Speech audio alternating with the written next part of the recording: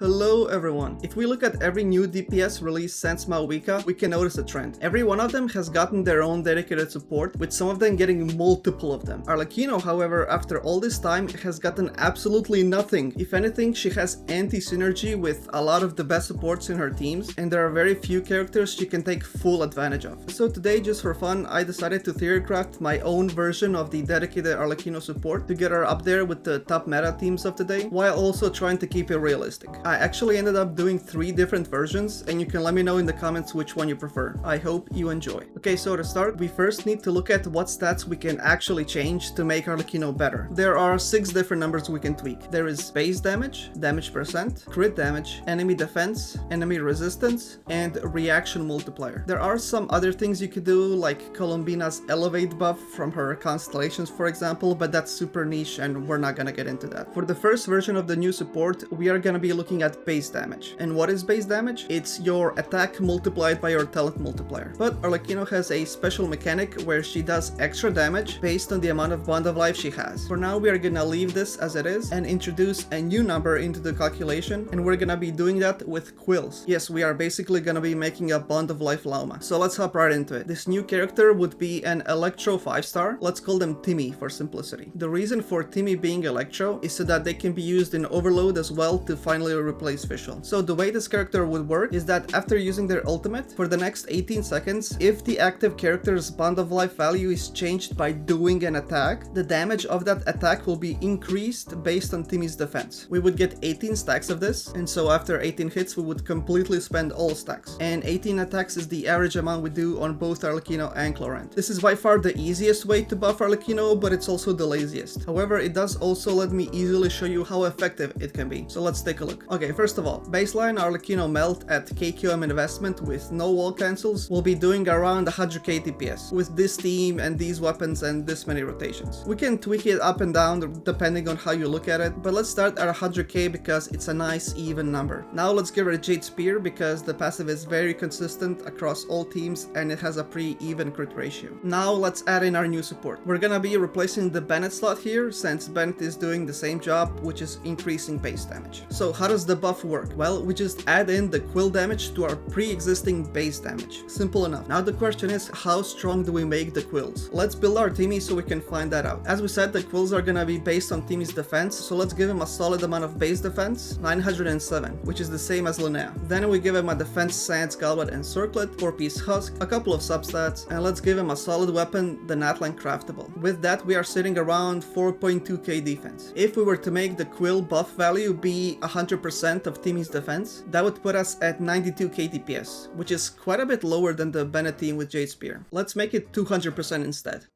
Okay, there we go, much better. What if we made it 400%, which is how much a Llama's Burst gives? Ooh, that's maybe a bit too much. But you can see how easy it is to implement it this way. All you gotta worry about is the talent multiplier. Since we took inspiration from Llama, let's make the final DPS be somewhere around the current Nefer teams. And since I'm too lazy to calculate them myself, I'm gonna use TGS's estimate between 160 and 165k. To get there, we would need to drop our quill multiplier somewhere between 330 and 350. Let's make it 340% since we are using a 5-star weapon. So with a 4-star, it will be a little lower, but then we can compensate by doing wall cancels since Nefer can do charge attack cancels, and that should bring us back to that 160 to 165k range. And just like that, we went from outdated Fontaine DPS to meta level with just one very simple dedicated support. And since we're here, let's finish up our new support. We will give them an energy recharge ascension stat, or we could do a defense percent as the ascension stat and use Fav as our weapon with the multiplier slightly tweaked. We could give them a passive where they get flat energy every time the on-fielder with the buff active changes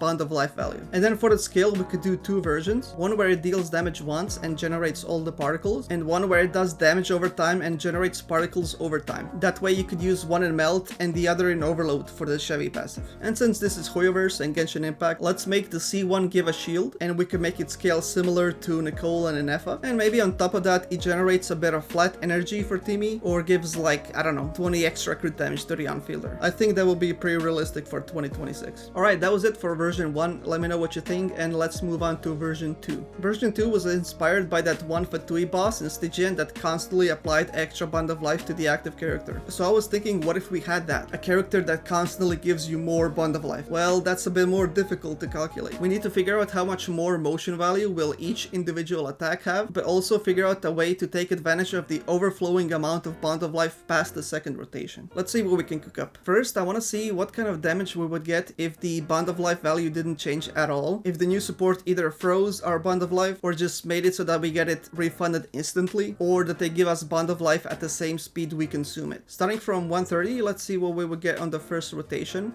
82k. That's not good. We lose too much from Bennett's attack buff. Let's add an extra buff where the unfielder gets a flat attack buff based on the amount of bond of life they have. Let's say 800%. That would bring us to 111k on the first rotation and whoa, 177k on the second rotation. If we average that out over 2 rotations, we end up at around 144k. Let's keep going. Okay, by the 5th rotation, which would be 90 seconds in, we end up around 164k on average, and that's actually pretty much the same as our V1. The problem with this is that using the skill past the second rotation would be basically worthless since we would be permanently capped to 200% bond of life. I mean, we would still use it for the particles to the team, I guess, but that still doesn't feel very good. And we would lose a lot of value from her signature weapon since it gives extra bond of life. Let's try decreasing the amount of flat attack they give, and in return we can make it so that any excess bond of life generated past 200 gets converted to damage percent or crit damage. Be right back.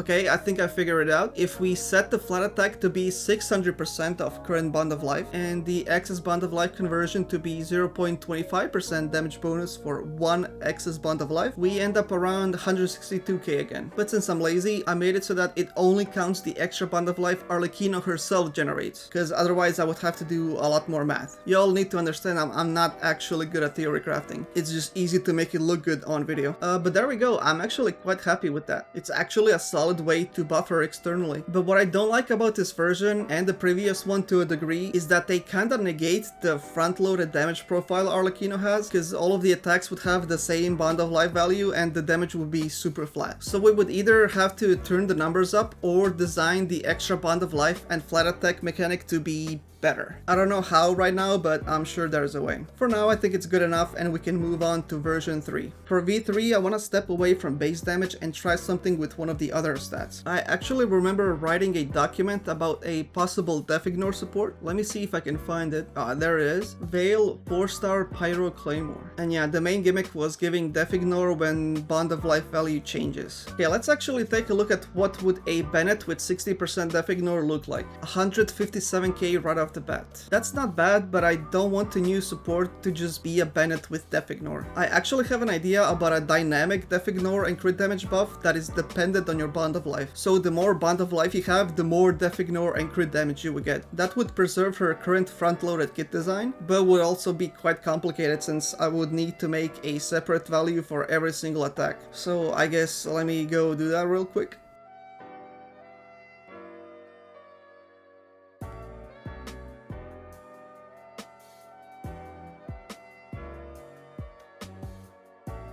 Okay, there we go. It took me a while, but I got it done. Now let me just adjust the final hit numbers to match our new values. Okay, there we go, and we end up at 148k across 5 rotations. Not bad. Now we can play around with the numbers. I think it's fine to leave the Death Ignore to be half of the current bond of life we have. Since bond of life is capped at 200% and Death Ignore is capped at 100%, I think it makes perfect sense. We currently have the crit damage conversion at 4, which would make it 50% of current bond of life. Let's bump it up to a 3 and see what happens. 152k, we can go a little higher, to 161k. There we go, perfect. That's actually really cool that they both lined up to be half of bond of life. Oh wait, I just realized we still have Bennett's buff up. Let's quickly remove that and we can equalize it for the new support. Let's also make them be pyro and use noblesse for simplicity. There we go, 1200. Ooh, that's actually quite a lot of flat attack now that I think about it. And whatever, we can remove half of that attack buff and replace it with a dynamic damage percent buff that works the same way as the crit damage buff. I'm not gonna do that right now because I'm lazy, but you get the point. It's doable. But yeah, I'm actually really happy with this. This way we preserve her main playstyle and still keep the option open for a whale team with Nicole or Durin, since they give 40% def ignore at C6 and most of our attacks are below 60% with this setup. I'm not gonna lie, the difference between her first melted N1 and the last might be a bit too big. The front load really goes crazy here, but we can always compensate for it by tweaking the numbers. Yeah, I think this might be my favorite one of the three. And with that, we are done. Let me know which one was your favorite and if you enjoyed this video in general, because I really enjoyed making it. Let me know if you want to see something like this for other characters as well. If enough people are interested, I could stream it and we could do it together. And until next time, see ya!